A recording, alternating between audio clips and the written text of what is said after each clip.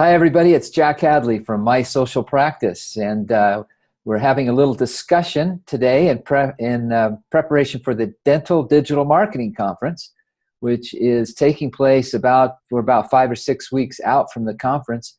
It's at the end of April in Las Vegas. And for those of you who are already registered for the conference, we look forward to seeing you in just a few weeks out at the Red Rock in Las Vegas. If you're not yet registered for the conference, take a moment. There's still a few seats available. You can go to dentalmarketingconference.com, dentalmarketingconference.com, and take a look at what we're doing and see if it's a good fit for your practice. And if it is, we'd love to see you at the conference. Today, I have the honor of visiting with someone that I haven't ever had a chance to meet with face to face. First time. Yeah, we've been connected in other ways. But this is actually the first time we've had a good visit, and we're actually going to be able to shake hands in Vegas next month with Alex Nozdrin, who is President, CEO. What's the official title there at Revenue Well? You know what? We do have 4 dudes who started this thing, and so we're all founders. So we're keeping it pretty flat. I think we're trying to get out of each other's way and largely succeeding so far. But yeah, I'm one of the founders. Honored to be joined by 3 other awesome people with different kinds of expertise and keeping it flat, keeping it real. That's great, Alex. That's great.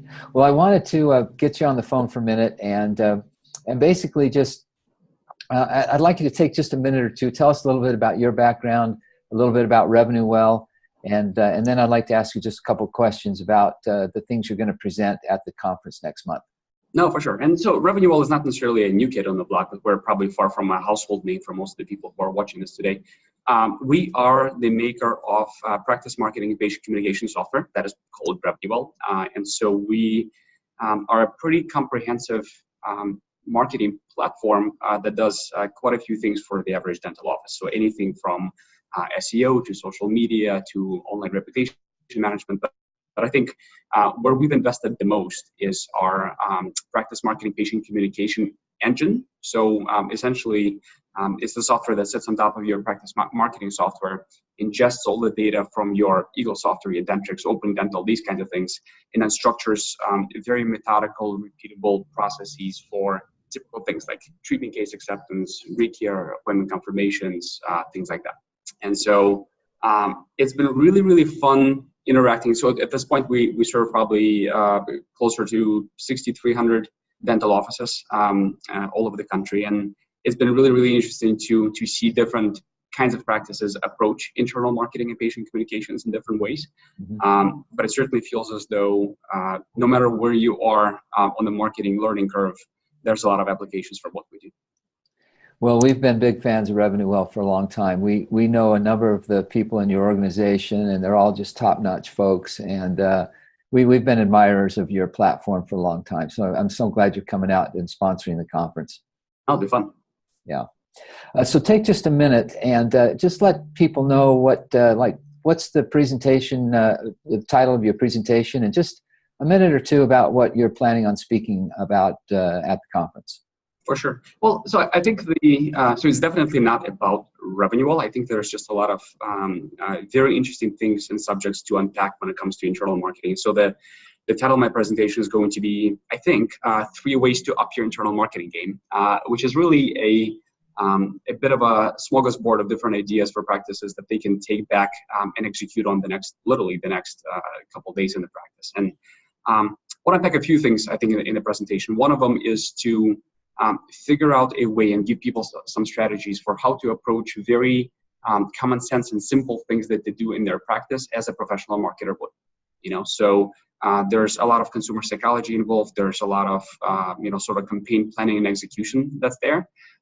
That is common sense, and yet people don't apply it to very typical things that they do. So example of that being, hygiene compliance. And how do you actually set goals for the campaign? How do you pick what kind of channels you want to communicate out to patients with? How do you pick the cadence of these communications? How do you structure the actual content and creative around that kind of stuff? And so it's less about how Revenue Well does it, although I think we do it in a pretty nifty way that I think I can advise people on a few things that have been successful. And we have quite a bit of data to back up some of the things that we've done, again, for over 6,000 practices. And so that makes it pretty interesting. I think the second thing that I wanted to talk about is how to sell more elective dentistry. And there's multiple approaches to cracking that nut. Our approach is really revolving around, again, patient communication and marketing, but in a way that really reframes the practice in the patient's mind. So when you think about it, for the majority of patients, and trust me, I was one of them because I had zero experience with dentistry before we started this thing. But your dentist kind of lives in this box in your brain that the plumber lives in. So like, unless something is really, really broken, I'm not calling the guy, or I'm not. And so really expanding your patient's understanding of what you do and really positioning yourself, and positioning away from a break-fix model into a little bit more of a, hey, we are your partner in your dental health, which, by the way, has systemic impacts all over the place, can really help not only, position some of the services that you do, but also get a lot of these treatment cases accepted and get patients really, really happy about that. And I think, again, total smorgasbord approach, but the third thing that I wanted to speak about is what I call flipping the funnel. And I know, and I wasn't at the last conference, but I think you guys spent a little bit of time speaking about marketing funnels. How do you generate leads? How do you convert them into actual patients? And what do you actually do? And again, with us being so focused on the internal marketing approach and maximizing the lifetime value of every patient in the practice, we're very interested in this subject of flipping that funnel. So instead of filling up a bunch of patients on the top and having one come out at the bottom, how do you treat every patient relationship in a way where they refer you out, where they give you buzz and excitement and PR, and actually create a lot more opportunities for you as the doctor and as the team by just being a member of your office. Yeah, but that should be fun. That's great. So it sounds like three great and applicable topics. I like what you said about number two, which was increasing kind of the elective options for other services and for cosmetic dentistry and other things that go beyond fixing a toothache or a simple cleaning. What's interesting about many times, I think when practices think about growing their practice, they've kind of been conditioned over the years to think of only one thing, and that's new patients. It's like every marketing company in the world says new patients and expects everybody to just go crazy. But in reality, there are lots of ways to grow a business, and a dental practice absolutely needs new patients. It needs to retain the patients that it has, but it also needs to increase the spend of those patients that are in the practice. And it's not often enough that we talk about what you're going to talk about as your item number two, in how to generate more revenue without, in addition to getting new patients and retaining them. So I'm glad you're going to touch on that. I think it's a great topic. No, for sure. And it's interesting that you mentioned this. So remember how I talked a little bit about the learning curve for marketing and how different kind of practices really benefit from this whole, internal marketing and patient communication game. And I think like when I've spoken to a lot of the customers, so think about yourself and you're just getting started with marketing as a practice. Never really did it. You were either old school or you were word of mouth for the longest time or whatnot. And so if you're just getting started, data tells you a pretty convincing story about why internal marketing is actually the highest ROI, most repeatable, most scalable kind of marketing that you can do. When you think about, so with all of these doctors and teams that we serve, we're a huge data hog. So we have a lot of data on what works, what doesn't, and what actually happens from a patient demographic standpoint. And so from a data standpoint, I will tell you that 38% of all active patients in the country today are past due for hygiene. Right. I will tell you that 24% haven't seen a doctor in 24 months or more. I will tell you that, what are the stats out there? That, $500,000, $2 million of diagnosed treatment is sitting there on their books, and it is not getting scheduled either due to poor follow-up or because of bad processes or treatment case presentation, all of these things. And so I think the ability to impact any one of these metrics individually can be a huge opportunity for dental practice as they're just starting to think about marketing, because it's super repeatable. It's easy to execute using tools like Revenue and others.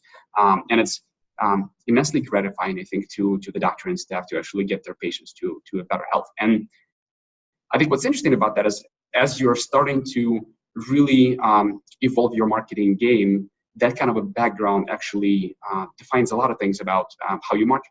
And specifically, how much can you actually spend to acquire a patient, right? From a marketing standpoint, what happens is there's a lot of stats out there about how much a new patient is worth to a practice. Right, I've heard $2,000, I've heard $4,000, what have you. And so whatever the definition of this in your practice is, you take the overhead off of that, your 20, 35%, and that really is what can you spend to acquire a new patient in your office. And having a lot of the plumbing hooked up from a day-to-day management, case acceptance, hygiene, patient retention, all of the things that you're mentioning, it really drives the lifetime value of the patient through the roof.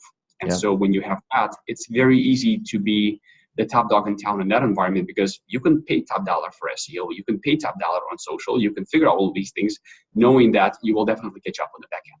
Yeah, that is a great insight, and not one that's often talked about, unfortunately. I think that that whole notion gets kind of passed over in the Zeller and the talk about the whole new patient thing. So I'm glad you're going to bring that into your presentation. I think it's going to be very, very applicable and very useful. So yeah, it should be a lot of fun. Yeah, and you know what else is neat, Alex, is I can tell just from what I know about you and about Revenue Well. Let me speak to those who have not registered for the conference yet. If you're trying to decide whether or not this is a good fit for you and your practice, let me assure you that since the time we started the conference 4 years ago, the number one premise or value proposition of the conference is that you're going to come and you're going to get clarity about marketing your practice and things that you can move forward with immediately. Each of the educators, we've brought in the best educators that we know in the industry. And many of them are connected to companies that provide services, but their goal is to bring clarity to the conference. And so whether you decide to use the services of some of the people that are there or not is beside the point. You're going to leave with some real clarity about how to move forward in your marketing with your own practice. So we appreciate, Alex, you being a sponsor, having the Revenue Well be a sponsor, and we'll look forward to hearing from you next month. So that'll be a good time. Where is it at again? It is at the Red Rock Hotel and Casino, which is a beautiful casino that's just a few miles off of the Strip. So it isn't as crazy as down on the Strip, but it's like a 5 or 10 minute Uber ride down to the Strip. And so we did it there last year, and it was awesome. They have gorgeous pools and beautiful casino and awesome food, and it's a gorgeous resort and very affordable too. So yeah, you'll enjoy it. Okay, well, thanks, Alex. Before we leave, the URL, is it just revenuewell.com? Yeah, basically that, or just Google Revenue Well. We're up all over the place, so we'll definitely come up. Good. Yeah, if you want to check out, learn a little bit more. If you don't know about Revenue Well, learn a little bit more about them before the conference. And again, let me give you the URL of the conference once more, dentalmarketingconference.com. We'd love to see you next month. And thank you, Alex, for spending some time with me today. I appreciate it. It was great catching up. Talk to you soon. Talk to you later. Bye.